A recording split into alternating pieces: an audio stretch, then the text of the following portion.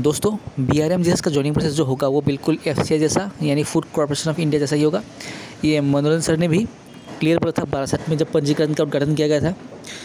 हम लोगों में से बहुत लोगों को पता नहीं कि FCI में किस तरह से पॉलिसी वर्क करती है और वहाँ के गोदाम में कैसे काम होता है। दोस्तों BRMGS के यूट्यूब चैनल में हम लोग का स्वागत है। दोस्तों FCI गोदाम में रेलवे गोदाम जैसे ही काम चलता था जब रेगुलर नहीं किया गया था।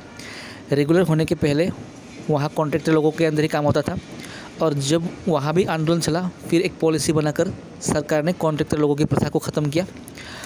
और जब कॉन्ट्रैक्टर लोग गोदाम में काम कर रहे थे तब सरकार का जितना ज़्यादा पैसा जा रहा था गोदाम में काम कर रहे लोगों को रेगुलर करने के बाद और कॉन्ट्रैक्टर लोगों को हटाने के बाद FCI को सालाना 180 से 200 करोड़ रुपए का बचत हुआ। तो ये रही FCI की कहानी।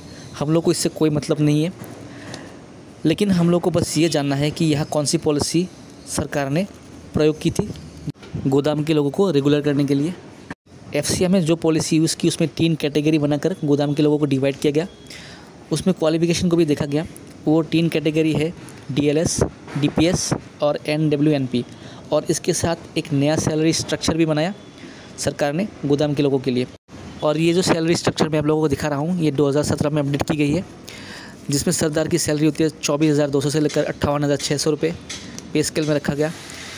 मंडल की सैलरी होती है 23,100 से लेकर 54,600 रुपये और हैंडिंग लेबर की सैलरी होती है 22,300 से लेकर 51,000 रुपये और आंसलरी लेबर का सैलरी होता है 21,800 से लेकर 50,200 रुपये।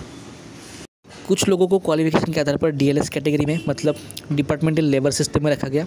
इस कैटेगरी में जो लोग रहेगा उन लोगों को सैलरी के अलावा सारी अलाउंसेस जैसे HRA, TA, DA, festival bonus etcetera सब कुछ जो रेगुलर सेंट्रल गवर्नमेंट एम्प्लॉय को मिलता है वो सारी बेनिफिट मिलता है। और इसके साथ कुछ और अलाउंसेस भी जोड़े जाते हैं। कुछ लोगों को DPS कैटेगरी में रखा गया मतलब डायरेक्ट पेमेंट लेबर सिस्टम। इन लोगों को मिनिमम वेजेस के परसेंटेज के हिसाब से पेमेंट मिलता था। इन लोगों को भी PLI, gratuity, compensation, paid weekly off, national holidays, sick leave, medical जैसे सुविधा जो बेसिक ESI एक्ट के तहत आता है वो मिलता है। और थर्ड कैटेगरी है NWNP मतलब no work no payment system. और इस सिस्टम में जिस दिन काम होता है उसी दिन का पैसा मिलता है और जिस दिन काम नहीं होता है उस दिन पैसा नहीं मिलता है। और इस कैटेगरी में आने वाले लोगों को कुछ बेसिक सुविधा मिलती है।